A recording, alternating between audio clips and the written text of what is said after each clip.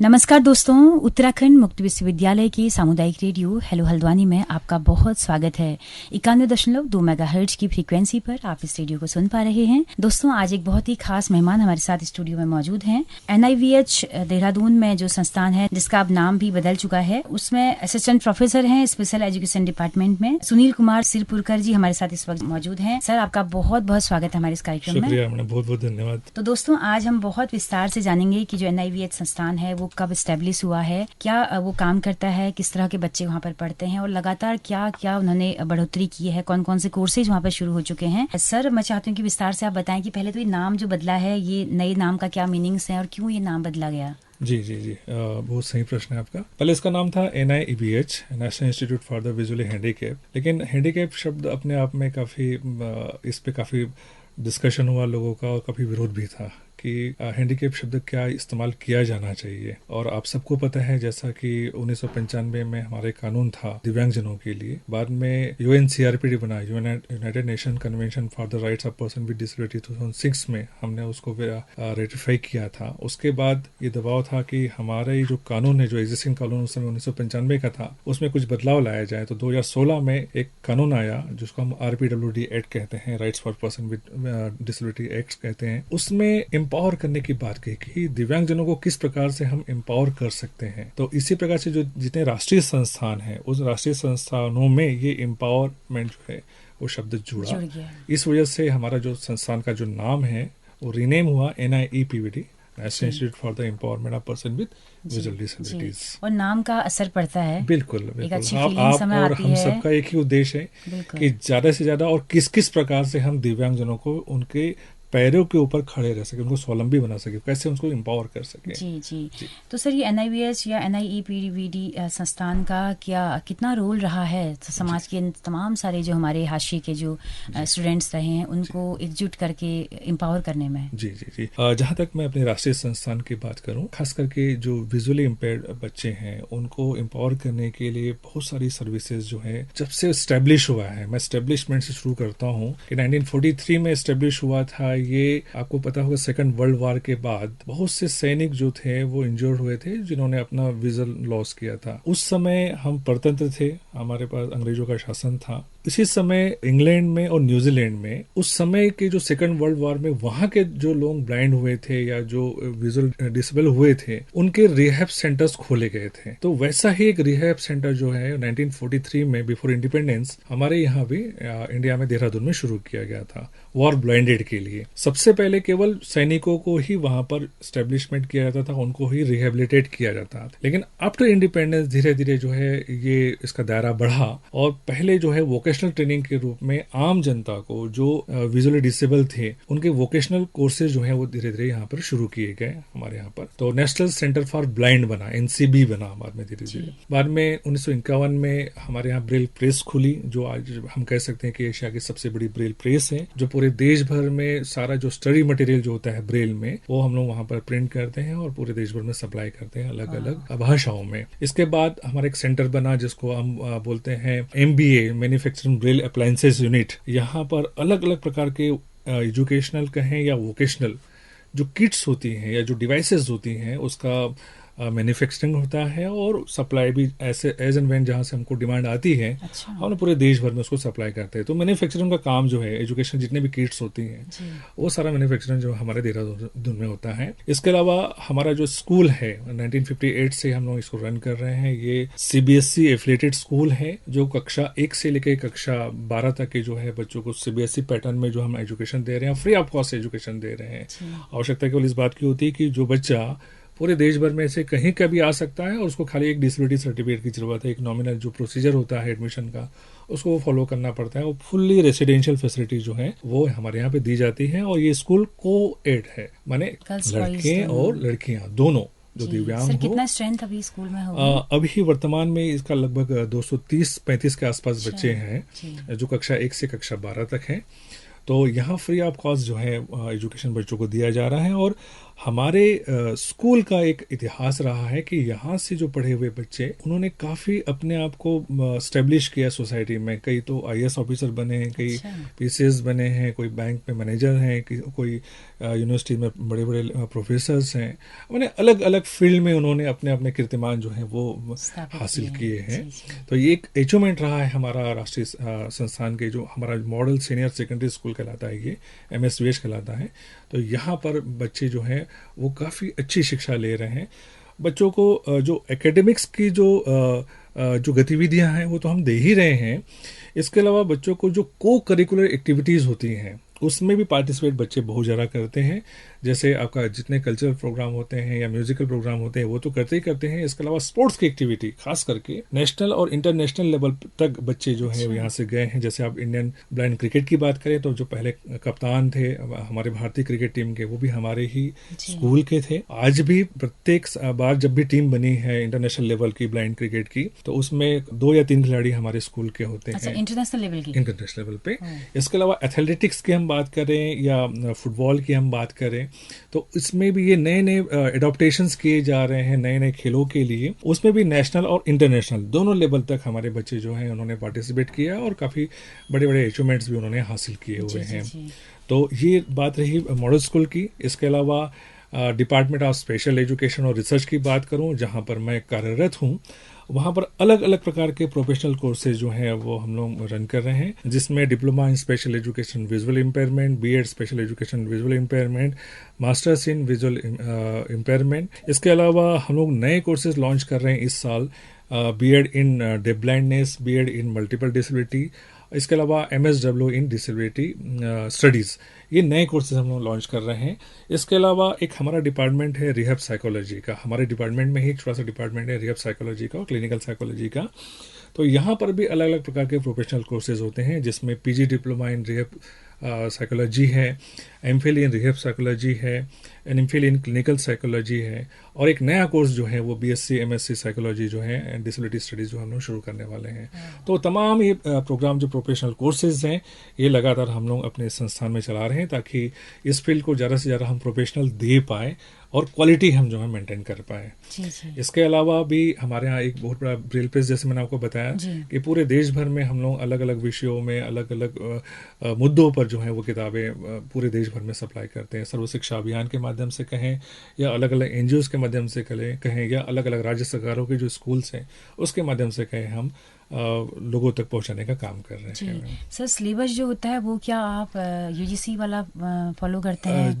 जी, हमारा जो professional courses हैं, प्रोफेशनल कोर्सेज का जो सिलेबस होता है वो होता है आरसीआई का बना हुआ। हमारी जो काउंसिल है वो भारतीय पुनर्वास परिषद, जिसको हम रिहेबिलिटेशन काउंसिल ऑफ इंडिया कहते हैं, तो उनका जो बनाया हुआ पूरा करिकुलम जो होता है उस सिलेबस उसको हम फॉलो करते हैं। और जहाँ तक स्कूल की हम बात करें तो वो सीबीएसई और एनसीईआरटी का जो भी आपका जो करिकुलम होता है उसको फॉलो करते हैं। जी।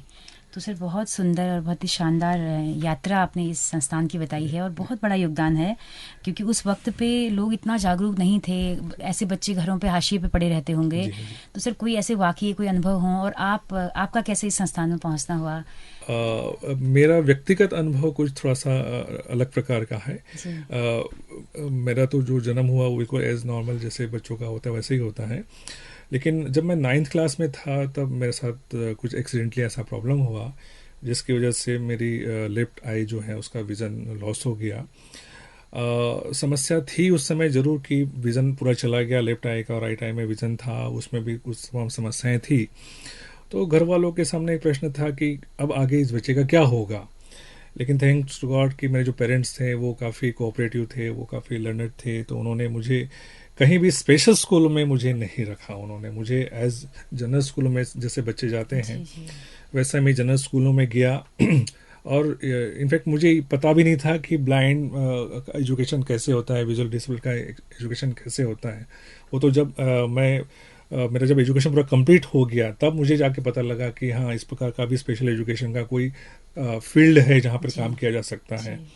तो मैंने शुरुआत में जैसे थोड़ा विज़न प्रॉब्लम था, हालांकि मेरा जो इंटरेस्ट था वो साइंस बैकग्राउंड से था। मेरे को उस समय का मेरा सपना था कि मैं डॉक्टर बनूं, लेकिन चूंकि वो विजुअल डिसेबिलिटी आ गई और वो सपना शायद उस समय मेरा पूरा नहीं हो पा रहा, क्योंकि जिस प्रकार का अवेयरनेस आज है उस समय 1900 मैं 87 की बात करूं, उस समय उतना अवेयरनेस नहीं था, बिल्कुल, है ना, लोग एक्सेप्टेंस लेवल नहीं था सोसाइटी में, लोग बहुत जागरूक नहीं थे। आज यदि कोई विजुअल डिसेबल बच्चा यदि कोई डॉक्टर बनना चाहता है या फिजियोथेरेपिस्ट बनना चाहता है, वो बन सकता है, उसके लिए बहुत सारे चांसेस हैं। लेकिन उस समय वो मौका नहीं था। तो घर वालों ने कहा कि आप बीए कर लीजिए, आर्ट्स का जो है वो सही कर लीजिए। तो लेकिन मैंने बोला कि नहीं, मुझे कुछ डिफरेंट करना है। मैं कॉमर्स लिया और कॉमर्स करके मैंने मास्टर्स किया, बीकॉम एमकॉम किया विदाउट एनी राइटर, जो है मैंने अपना पूरा एग्जामिनेशन दिया। अब बाद में मैं 4 साल तक के कॉन्ट्रैक्ट बेसिस पे अलग अलग यूनिवर्सिटीज़ में पढ़ाते रहा जनरल एजुकेशन में। और हालांकि समस्या बहुत आती थी, लेकिन ठीक है, बच्चे भी बहुत कोऑपरेट करते थे और अपने आप में सेल्फ कॉन्फिडेंस था कि मैं सब कुछ कर सकता हूँ। तो वो एक सेल्फ कॉन्फिडेंस जो है हमेशा मुझे बूस्टअप करता रहा और मैं आगे बढ़ता चला गया। लेकिन 1999-2000 में उस समय के पहले डिसेबिलिटी कमिश्नर थे मध्य प्रदेश गवर्नमेंट के, मिस्टर कमल किशोर राठी। उन्होंने मुझे इस फील्ड के बारे में बताया कि एक फील्ड ऐसी है जिसमें काफ़ी स्कोप है काम करने का, बहुत ज़्यादा मौका आपको मिल सकता है। तो जैसे ही मुझे इस फील्ड के बारे में थोड़ी समझ बनी, मैंने उस फील्ड को, जनरल फील्ड को छोड़ा और स्पेशल एजुकेशन में 1999 में आया।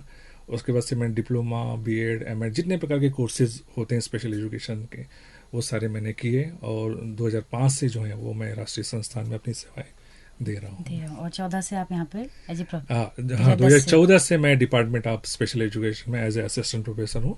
उसके पहले जैसे मैंने आपको बताया MS model school for visual handicap, उसमें मैं बीइंग ए स्पेशल एजुकेटर वहाँ काम कर रहा था। जी सर, संस्थान का रेडियो भी चलता है, सामुदायिक रेडियो, तो उसका किस तरह से रहता है रिकॉर्डिंग्स का? जी, अलग समसामयिक जो इतने विषय होते हैं, इन समसामयिक विषयों पर जैसे यूयू का ये रेडियो बहुत सारे प्रोग्राम्स ऑर्गेनाइज करता है, वैसा ही प्रोग्राम जो है वो हमारा संस्थान भी करता है, अलग अलग मुद्दों पर, अलग अलग विषयों पर। संस्थान के लिए कितना ज़्यादा जरूरी हो जाता है? हमारे जितने लिसनर्स होते हैं, मेनली जो लिसनर्स होते हैं वो क्योंकि जो कम्युनिटी रेडियो का एक रेडियस निश्चित होता है, एक एरिया निश्चित होता है, तो मैक्सिमम 5 से 7 से 10 किलोमीटर के आसपास का रेडियस होता है।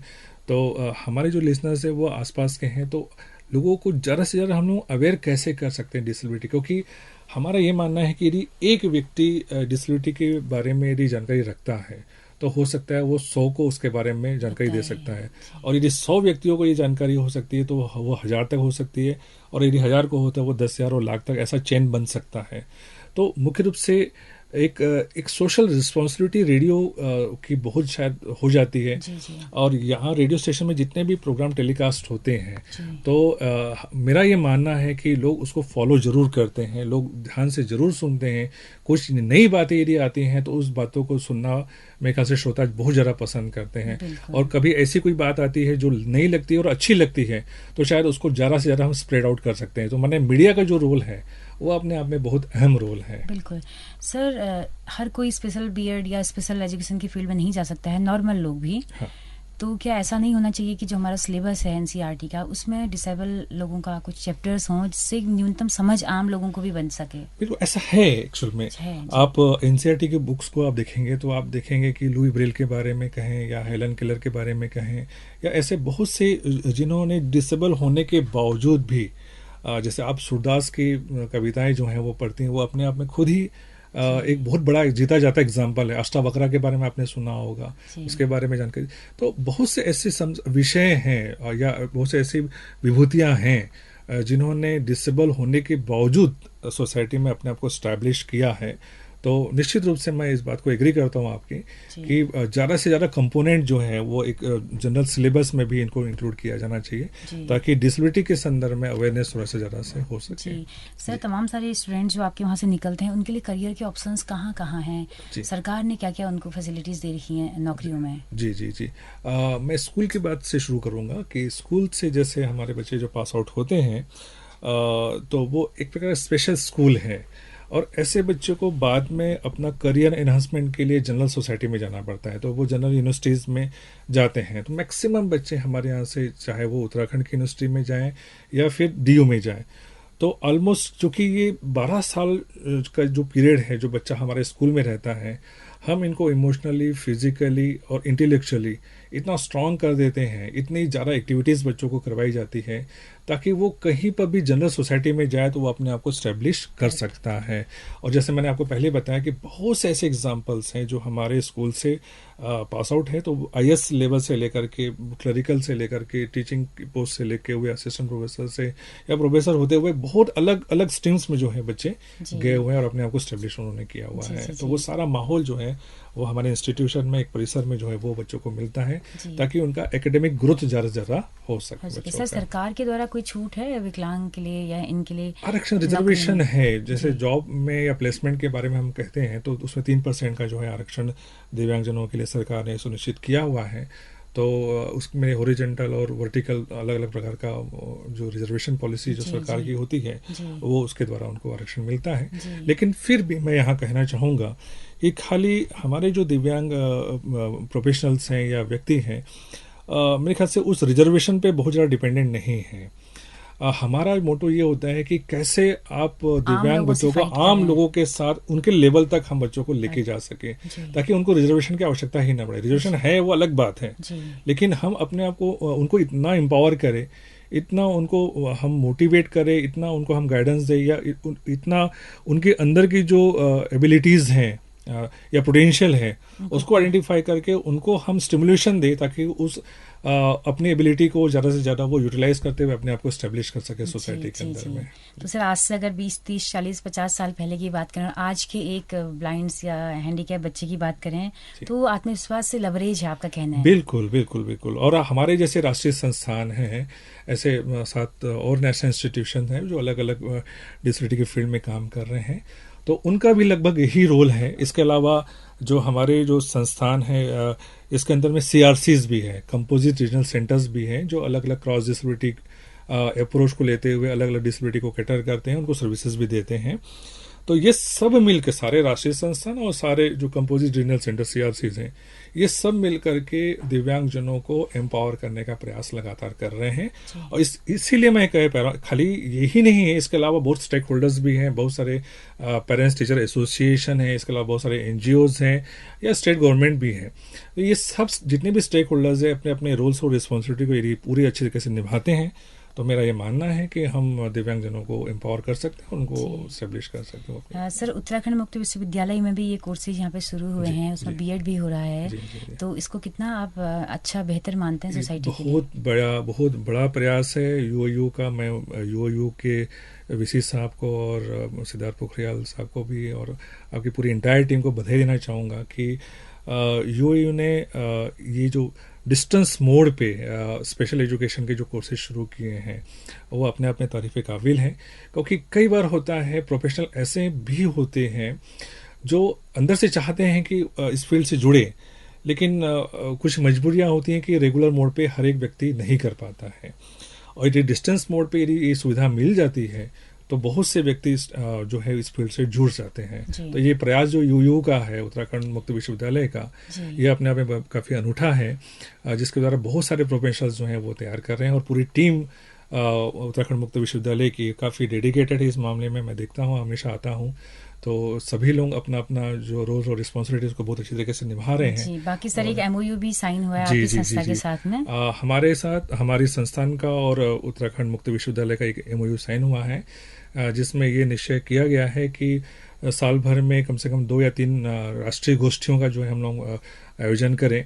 इसके अलावा क्योंकि दोनों का फील्ड ऑफ एरिया जिसको हम कह सकते हैं या एरिया वर्किंग जो है लगभग एक जैसा ही है, दोनों ही एजुकेशन के फील्ड में ही काम कर रहे हैं। और यदि दोनों मिलकर, यदि दोनों संस्थाएं यदि एक मिलकर काम करती है तो शायद काम और ज़्यादा बेहतर तरीके से किया जा सकता है और अपने एक्सचेंज प्रोग्राम जो है वो हम लोग कर सकते हैं। यहाँ की जितने फैकल्टीज़ है वो हमारे यहाँ आए और हमारी फैकल्टीज़ यहाँ पर आए, तो हमारे अनुभव आपके साथ शेयर करें, आपके अनुभव हमारे साथ शेयर करें, तो शायद मेरे ख्याल से ज़्यादा हम लोग जो है व्यू ऑफ एक्सचेंज कर सकते हैं, एक्सचेंज का हम लोग आदान प्रदान कर सकते हैं और ज़्यादा से ज़्यादा मेरे ख्याल से ज़्यादा अपने आप को और इस फील्ड को हम लोग शायद आगे बढ़ा सकते हैं मिलकर। जी। तो बहुत सारी बातें आपने बताई सर। चलते कोई संदेश आपका हो तमाम हमारे समाज के उन लोगों के लिए जो स्पेशल बच्चों के लिए जिनका नज़रिया एकदम अलग होता है, क्या संदेश आप देना चाहेंगे कि कैसा नज़रिया हम रखें? बिल्कुल, मैं सभी लोगों से हाथ जोड़कर ये गुजारिश करूँगा कि कभी भी दिव्यांगजनों को हे दृष्टि से ना देखें। हर एक व्यक्ति जिसको जीवन प्राप्त हुआ है उसमें कुछ ना कुछ एबिलिटी अवश्य होती है। आवश्यकता इस बात की है कि आप उसकी एबिलिटी को जानें, समझें और उनको एक प्लेटफॉर्म अवश्य दें, उनको पार्टिसिपेशन करने का पूरा मौका दें, उनको अपॉर्चुनिटी दें।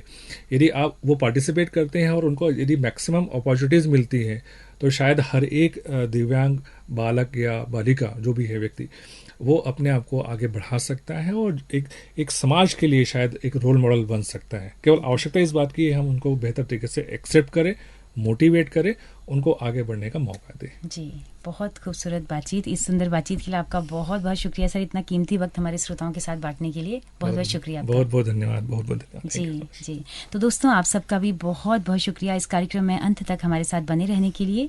अगर ये बातचीत आपको पसंद आई हो, आपको कोई नई जानकारी इससे मिली हो तो अपना फीडबैक हमें ज़रूर दीजिएगा।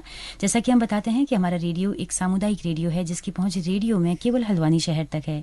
लेकिन अगर आप दूर दराज पहाड़ों में या देश के किसी भी हिस्से में इस रेडियो को सुनना चाहते हैं तो हमारे यूट्यूब चैनल के जरिए, हमारे फेसबुक पेज के जरिए आप इन कार्यक्रमों को सुन सकते हैं।